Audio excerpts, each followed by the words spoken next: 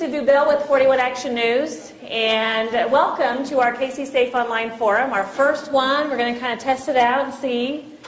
We were able to get another one scheduled for the Police Academy up in the Northland next month already, and we have received a tremendous amount of interest and have an even bigger space up there.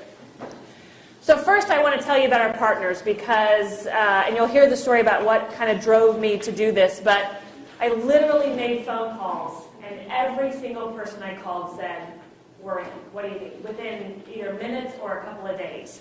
So the FBI right away said, this is what we do. We have, don't be embarrassed, I'm going to tell them, but they have people that they send out to speak at events, and then they have detectives, and we have a detective here tonight. This isn't someone just here to speak. This is a person who works on real cases right here. Integral, it's a company that we've done some stories with. Burton, Kelso has done some stories where we've talked to him about social media, and he's very savvy on it, and does a lot of great work on home computers and work computers. And he had been working on, I'll let him tell the story, but he right away said, yes, I'll help. Johnson County Community College, we called up and said, do you have a place? And they said, we do. And we booked it within a day. National Center for Missing and Exploited Children, they were hoping to make it, but because of the quick turnaround that you'll hear about, they sent a tremendous amount of great information, a big packet that we're going to send you home with today. Such good stuff. We couldn't even narrow it down because it's got so much good stuff in it. Perfect Promotions. Joan at the back of the room is going to totally be embarrassed when I say this, but right by the door, she owns Perfect Promotions, a locally mom-owned company that does promotional items. She's the one that did the little card holders and a pen, and our boys are in school together and have been for a couple of years, same age, and in a lot of sports together. So she was wonderful and donated all of this in her time. And Sprint, global company. You hear about red tape all the time. I'm telling you what, within 2 days they were on board and had presenters ready for us tonight. So that is a fast turnaround. It speaks to our community here in Kansas City. So a round of applause, please, for our partners on this. So why do I do this? Literally March 26th was the day, and Periscope launched in a big way on Twitter. It's a live streaming app, and as a journalist, we were sitting in our newsroom, and that afternoon there was a huge fire of an apartment complex in New York, and Huffington Post was there on the same block it was happening, and they were live streaming this breaking news on this app, and all of us were fascinated, myself included. I love social media, I love technology. But the next night, on Friday night, I was telling my husband, oh my gosh, this Periscope app, it's so awesome. And then I opened it, and it was Friday evening, and I came across things that made my skin crawl. And my mommy red flags were going off because I was so certain that these kids' parents did not know that they were broadcasting on this brand new app. And then that Sunday, so that was Thursday night, then Friday night I showed my husband, kind of freaked out a little bit, so much so I didn't think they'd grab any screen grabs. And then Sunday, remember, we had a 13-year-old girl missing, and on Monday she was found with a 55-year-old man in New Mexico, having met him on Pinterest and Kik and Tumblr. So those three things happening in about a 3-day span, I couldn't sleep. I woke up Monday morning and called Tom with Sprint. There's a friend of mine from my high school, or from my hometown. I said, Tom, we got to do this. And he said, let me get you to the right person. Okay. So this is when I finally got my wits about me and I went back to Periscope. I've blurred the girls' faces, and I don't know where they were from because I was so just trying to get this for teaching purposes. The girls had braces, and they were wearing One Direction bracelets. You decide how old that probably makes them. But they were live, they were huddled around a device, both of them, live streaming to anyone who was watching. You don't have to be on Twitter. This indicates how many people are watching at any given time. 92 people in this one were watching, and you can comment right as they're live streaming. So these comments were coming in real time. There's another one that I grabbed that I wanted to share on social to make everyone aware of just how scary it can be, and my news director and our web director overruled me on saying it was just too, there was a word that we couldn't share. So I didn't even share it here. But it gives you an idea. So what school do you go to? I want to go to Berlin, get off the camera, make out. Oh, so then I caught all those, and I went to work the next day, and I said to my news director, who usually tries to keep me less busy because she knows I can overload my plate, said, I said, I've already made all the calls. It's already set up. You can't tell me no. We're doing a forum. It's a parents' forum at Johnson County Community College. And then I went back into Periscope to grab some more to show you tonight. So we have 2 kids in my just parent guesstimation, likely freshman or sophomore. Random people joining and viewing, talking with them. And at one point, someone put a note that said, where do you go to school? And the kid said. And it has a GPS device, so it allows for them to see where you live. These 2 live in Shawnee. They're somebody's local kids. So with that, that's why I did it. I want to invite up our detective from the Overland Park Police Department, Detective Craig Enlow, someone who works on these cases and can tell you just how important it is and why it's such a good thing you're here tonight.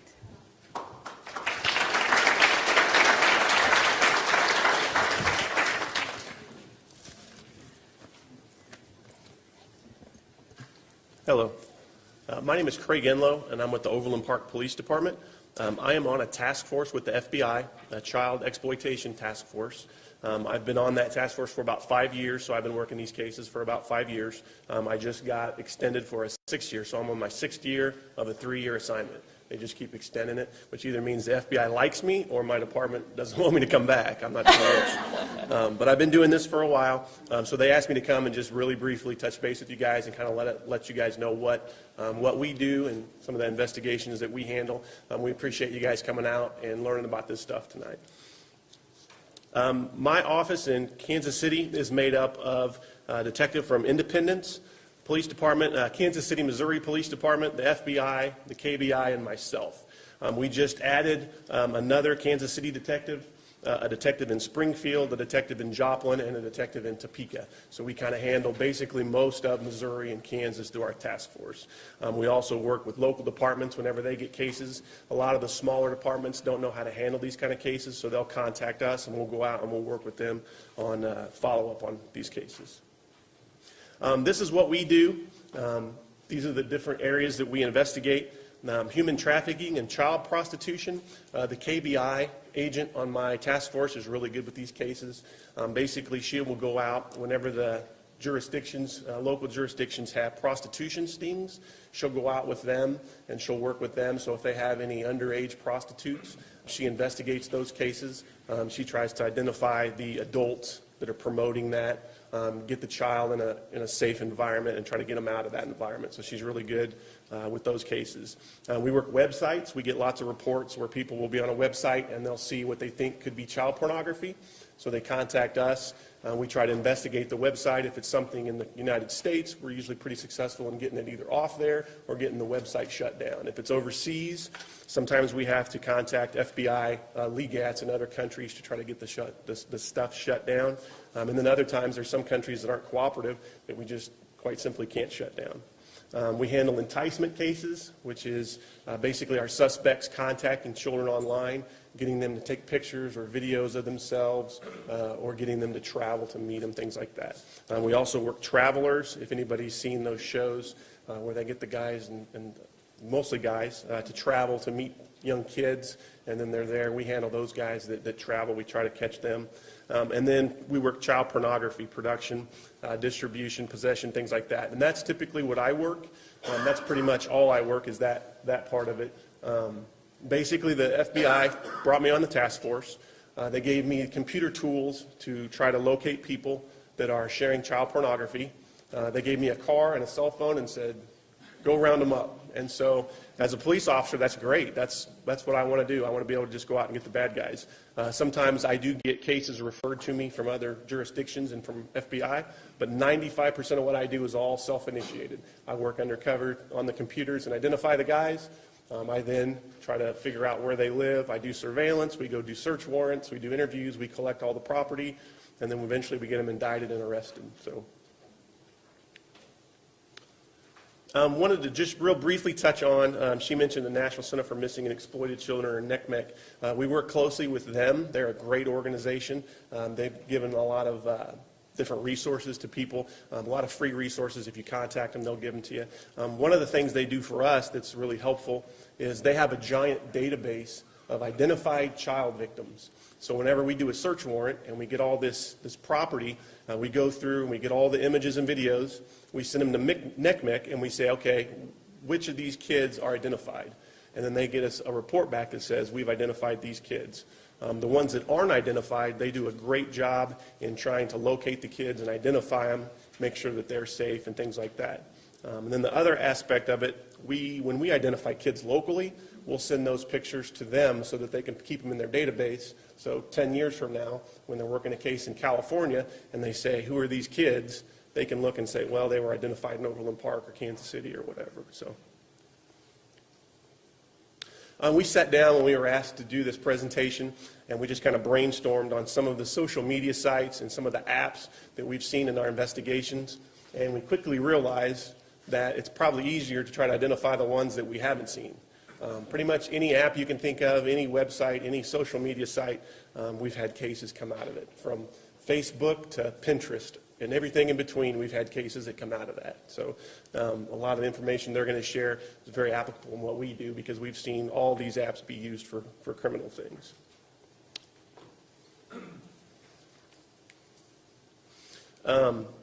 They wanted me just real briefly to touch upon like how big a problem this is. A lot of people don't realize how big a problem this is. When I go and talk to groups and talk to people and they're surprised by how big it is, I tell them that the only thing that keeps us from making more arrests and doing more search warrants is time, because there's ample opportunity for us to do this. We just don't have time to work it all. It's that prevalent.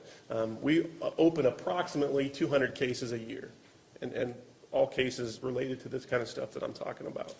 We do about one search warrant a week.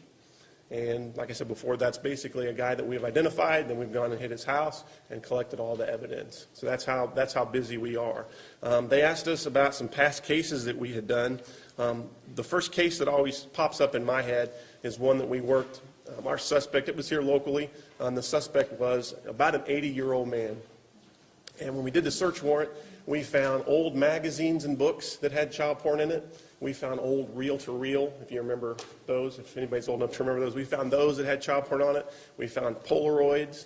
Then we found VHS tapes. And then we found computer stuff.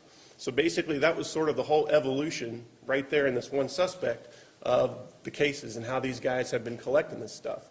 And it doesn't take long to look at it and realize that back in the old days, when they tried to get books and videos and things like that, it was hard because those things aren't advertised very openly. So they had to find someone that had that stuff, get them the money, and then have them send it. Nowadays, with the computer, if you know what you're doing, you can find it fairly easily.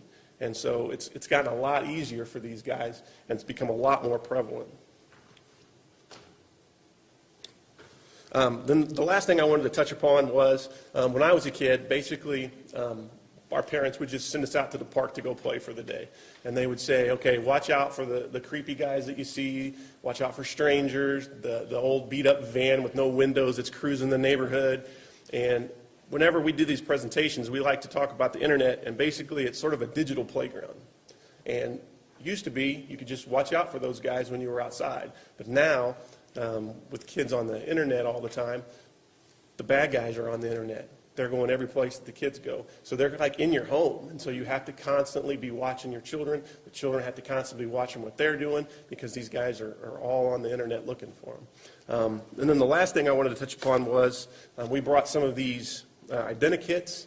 And I think at the back of the room after the program's over, she's going to have some of these if you want them. I wasn't able to get a ton of them, but I did get some of them. And basically, you can kind of write information about your children on here. So if anything should ever happen, you have that packet that you can give law enforcement when you call them.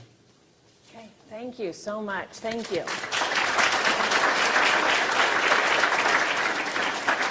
And, yeah. Just one quick question from him. Those identikits, how often should they be updated? Once a year, every 6 months? Because I think my children change about every 6 months. Or every 2 weeks, or whatever. Yeah, I would just say common sense. One of the spots is for a picture. So if they change drastically, you could change that. One of them's for teeth. Obviously, when they lose their baby teeth or whatever, you can update it. Just probably, yeah. That's a good idea. So real quick before I introduce our next guest speaker, one of the things I'm passionate about is there are a lot of really great dads And I've sat through some of these things with my husband, and he's always so uncomfortable because it sort of villainizes men and guys. And so, unfortunately, the stats show that the majority of the perpetrators are men. But I want all of the dads in this room to know that we are proud that you're here, because I know that's tough to do, because people assume and can make assumptions based on stats. So good for the dads that have come out today, and there are a lot of really great dads out there. Burton Kelso is one of them. I'll let him tell you a little bit more about himself.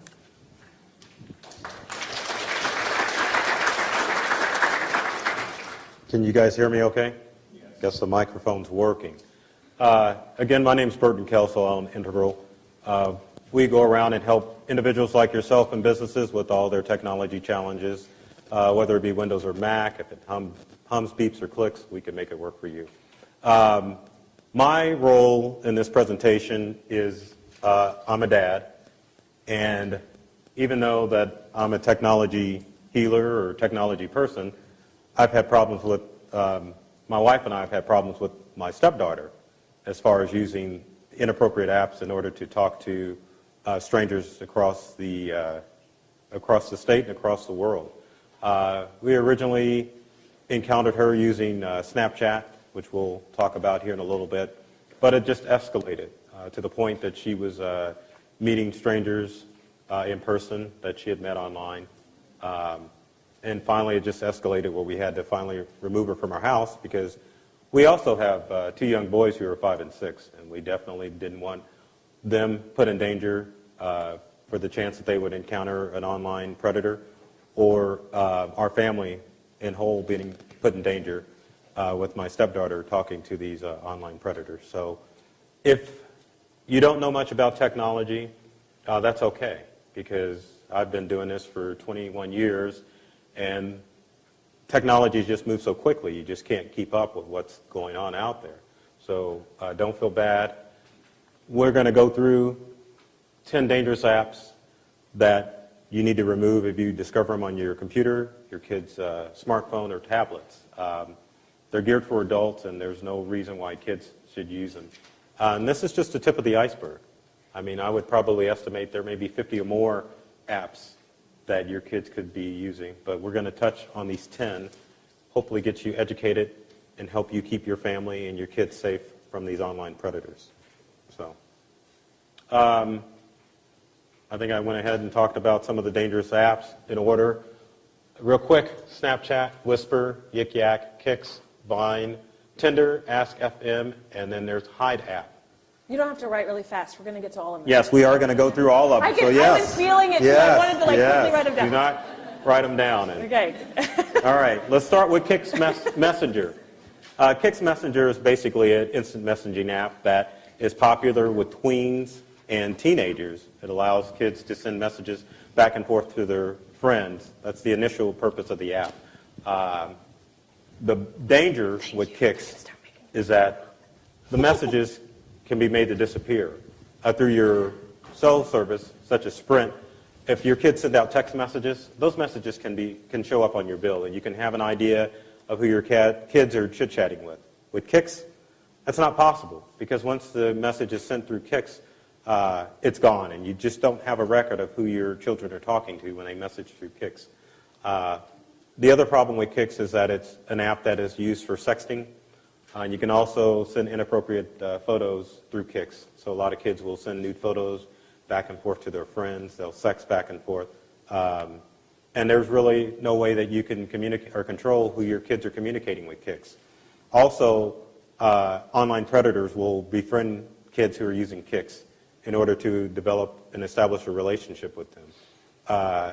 If you were paying attention to 41, a couple of weeks ago, where the girl in southern Missouri who developed a 4-month relationship with the gentleman who took her to New Mexico, was one of the apps that she was using to communicate was Kix. Other apps that you need to watch out for that work like Kix are Viber, WhatsApp, and Text Now. Next app is Whisper. Whisper is basically an online bulletin board designed to allow people to share their innermost thoughts that they normally wouldn't share with people face-to-face.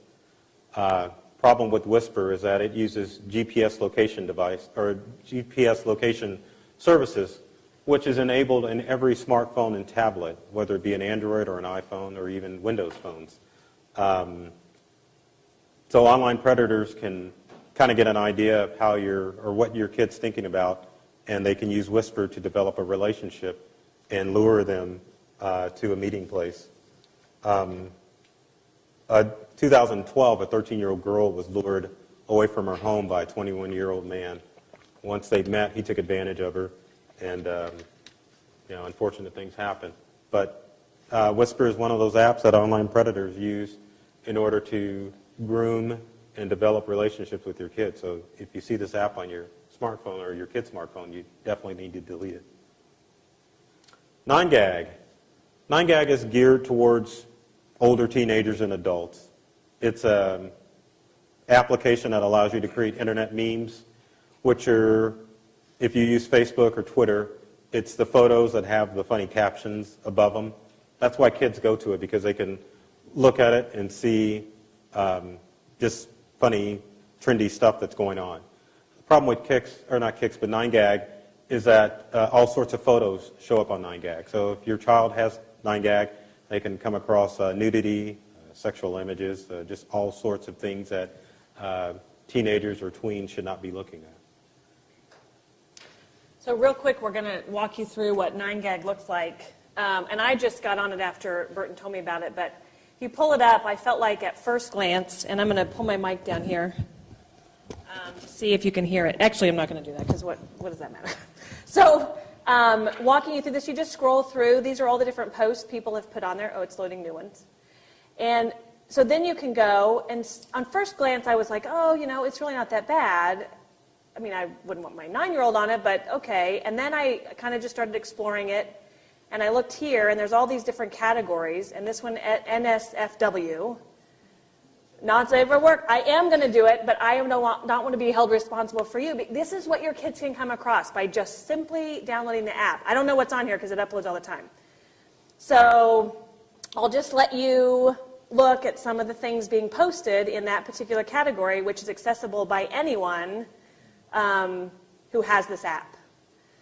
So some stuff innocent.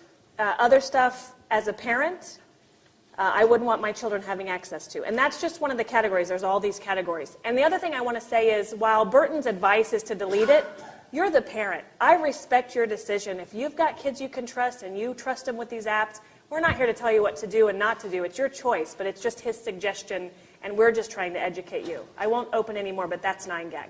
And we'll do a couple more here in a minute. Let's see if I can figure this out. But now you're...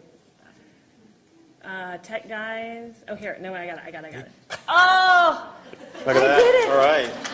Okay, so now you go on. Ask FM is a question and answer app. Allows tweens and teens to post questions while keeping their identity hidden. Ask FM is basically it's turned into a cyberbullying site.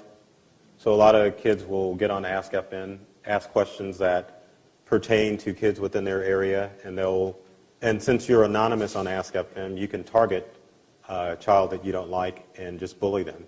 And the unfortunate thing about Ask FM is that it's been associated with a lot of suicides.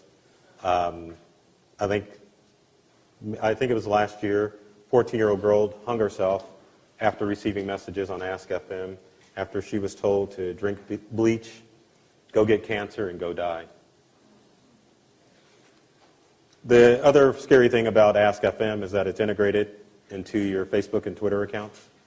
So people who, they can look at your Facebook information, look at your Twitter information, and gather ammo to be used for cyberbullying purposes. Omigo is a video chat site where teens or people can chat back and forth using video. When you communicate with somebody, it's yourself and then stranger. Sexual predators will use Omigo to lure kids in. So what they'll do is they'll spoof video on Omigo. They'll have a video that looks like a popular singer or a cute kid, when in reality the person putting the video on is an older male. So that Again, helps. the stereotype, right? Oh, yeah. I mean, hate it's to say definitely the way it is. Yeah, exactly. But yeah, the challenge is that kids think that they're talking to someone, that they're developing a relationship, and when they meet this individual in person, then bad things happen. So, Yik Yak is an online bulletin board site. Allows users to post messages up to 200 characters, almost like Twitter. The challenge with Yik Yak is that these messages are viewed only by people who are within a 1 to 5 mile radius of the Yik Yacker. So there again is the GPS location problem. Well, users who use Yik Yak can be exposed to sexual content. Yik Yak can also be used for cyberbullying because if you post a message on Yik Yak and talk bad about somebody, it's obvious who you're talking about because the users are within a 1 to 5 mile radius. I know this app has caused problems in schools across the United States. I know some schools, I don't know, here in the metro area, have actually banned Yik Yak from being used. But it's a pretty dangerous app just because of the whole geographical location feature. Snapchat. I'm sure most of you parents here have heard of Snapchat. For those who haven't, it's an instant messaging app that kids use in order to talk back and forth amongst their friends.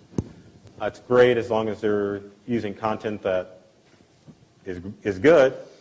Problem is Snapchat is used by kids to keep messages away from their parents.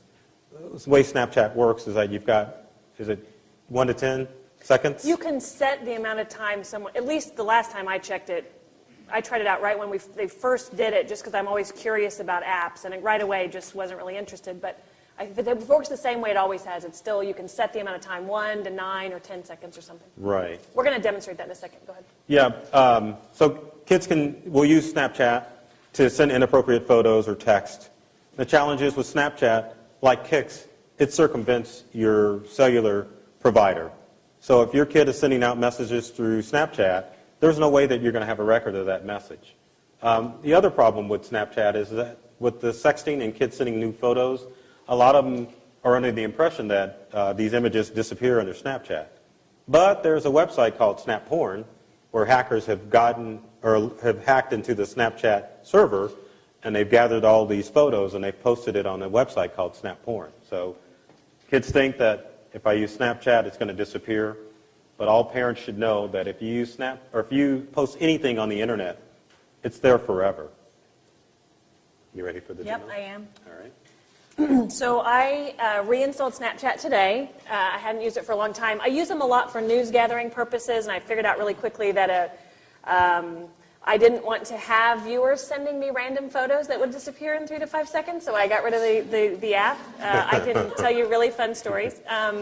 So what I did today is I tweeted out right before I left the station, anybody on Snapchat, can you send me some pictures? And I got some that I've already deleted to make sure it was working. So I don't know what's going to be in these, but this is the same way it works for your kids. So this is actually the phone, right, or the picture. So you can take a picture and send something, but this little red dot down here tells you these are the people who, so nice of them, on Twitter sent me Snapchat. So you click on it, and you have to hold your finger on it. So someone sent me a picture of their dog. She told me that's what it would be. I'm glad to know she didn't fib. This is another one. You have to hold it. So this nice person sent me a picture of himself. Thank you very much for that. And so as long as I'm holding my finger on the screen, it'll stay up for as long as that person allowed for it, so it's gone away. But you can grab a screen grab while that's on. I'm going to attempt to do that with Marvin Johnson. This can be tricky, but so Marvin sent me, okay, the picture of my tweet, and I just screen grabbed that. So if a person has sent a picture that they don't want you to keep, it is as simple as pushing the screen grab buttons. Dave Darby, he's a big Royals fan. I follow him a lot on Twitter. Sent me a picture of himself sitting in his recliner. Thanks, Dave, if you're watching the live stream. And then Team Snapchat, probably because I hadn't been on for a long time, sent me a nice little... So that's how Snapchat works. And then, I don't even know enough to know what you can send them easy, but it'll sync with your... the people that you have in your phone. Most of these apps, at least from my experience, it'll let you sync with anyone in your help me out, Well, in your contacts or on your something. phone, yes, it'll So, definitely. that's another way that people find each other. Okay? Next app is Vine. Vine works like YouTube, with the exception that users upload video to Vine, but Vine videos are restricted to 6 seconds. And so there's a lot of great Vine videos out there that creative, or I should say amateur filmmakers have posted on Vine. I know some Vine filmmakers have been featured on Ellen. So, I mean, as an adult, it's a great app. But the problem with Vine is that in the Vine newsfeed, it doesn't take much for kids to find inappropriate behavior. There's sexual content on Vine, drug use, bad languages, and unfortunately, Vine is used to upload a lot of school fights. And I believe we've got a couple of snapped images from Vine, a couple of girls about to duke it out. It was captured on Vine, which is unfortunate. And because of apps like, I shouldn't say because of apps like Vine, but Vine has definitely helped spread a lot of the school fights that have happened around the country. Oops, let me go back. A couple of other kids fighting. This video was captured on Vine as well. Now, Tinder is an adult dating app. And in fact, when you download this app, it states that you have to be 23 years of age or older in order to use the app. But it's very popular with teenagers. And the sole purpose, Tinder was created with the sole purpose of online dating and hooking up. The scary thing about Tinder for kids is that it has GPS location services built into the app.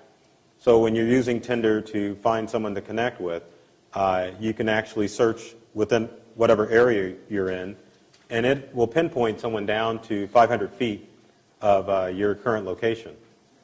So if an online predator has connected with your child with Tinder, they can easily keep tabs of your kid because they can kind of track where they go. Which is so scary to me. Oh. Yes, quick question. If you have the location services turned off, to me that means that won't work. But That's true. Yes. But they come default. Sorry, go Right, ahead. yeah, you they can check your settings for all those. Which we're going to do in just a little bit. Yeah. Yeah, I mean, most people don't know how to turn off the GPS location services, and usually and I've noticed this with all forms of technology. If a question comes up on a smartphone or tablet or a computer, if there is an OK button, you're going to click on OK. And a lot of these apps, when they pop up, or where they first installed, they'll pop up with the GPS location. This app wants to have permission to look at your contacts. This app wants to have permission to use your camera. So you really have to have some technology in order to turn off the GPS location services. So apps like Tinder or Ask.fm don't locate your kids. Other apps like Tinder, and these are all adult dating apps. Down, Scout, Meet Me, Blender, and Badoo. They're all adult dating apps that are geared for adults that are 23 years of age or older. But the main purpose of them is to hook up with somebody. Krista talked about Periscope earlier in our presentation. It's from Twitter. It's a live streaming app that allows budding journalists to post streaming video to all their Twitter friends and strangers across the globe. Easily from your smartphone, you can just start creating a video and it'll just go out globally and people can comment on Periscope. But as Krista showed earlier, there's no parental controls at this time with the Periscope. So online predators can go online, post inappropriate contents to whatever your child may be sharing with what they think may be their friends online. And also Periscope uses GPS location services so that... Periscoping. Everybody be good. Yes, be good. But it has GPS location services, so if an online predator gets a hold of it, they can track where your kids are. So I'm going to open Periscope, and at any given time, anyone in the world can be streaming. And the top list is all the people currently live streaming, and then there's a place within the app where there are captured streams of anyone I follow on Twitter. So we're just going to pull this up, and we'll just open a couple, and again, I do not take responsibility for what comes up, and normally what it is during the day, it's fascinating during the day because it's a bunch of news entities covering news, legitimate stuff, the White House, stuff at the White House, politics, Huffington Post did a tour of Hillary Clinton's offices in New York, or wherever they ended, New Jersey, I think, or I don't even care. That doesn't matter for you. But whatever. So I watched this live stream of them going into the building where our offices are. But then throughout the evening and night, it gets more sketchy. It gets more concerning to me. So it's interesting to think about 743. So enjoying a Chicago sunset for a bit. And it's not just journalists. This is anybody. You and I could broadcast from your back patio. People have done it. So someone's literally just playing some music. They're on their deck, and these people are live chatting. Look at the language starting to show up. I mean, so... And the hearts on the side of all the love, all the lights. people, when you tap the screen, like I just loved this person's, I'm kind of embarrassed my name's attached to it, but So, mark your calendars. So then these are all live. Look at this. One's called Doggy Style. Do I dare even open it? Let's try it. Let's just see. So it's probably a dog, because a lot of people have really, see? It's a, see? And the thing is it is amazing technology to think that anyone from anywhere can broadcast something. Periscope took all my data. Could broadcast from, this one isn't even in English. Kind of scares me to open too. But look where it tells you where they are. And his friends probably don't even know he's periscoping. Broadcasting it out. Driving. Oh, wow. Well, let's just see what this one is. So again, you can try to guess the age, maybe. Thankfully, it looks like she stopped. Actually, I am addicted to Periscope. Oh, hang on, I want to see this. So this person... Because I just started using it today, and it's actually really cool. And so right now, her connection's sort of gotten sketchy. Aw, thanks, David. I really appreciate that. Thanks. So you can see people joining. Right now, there are 12 people in this, 11. And what happens really quickly is you find they ignore, a lot of the teens and young kids will ignore the negative things and just respond to people who say cute or... But I'm telling you, at any time you open it, you will find young people live streaming. So that is Periscope.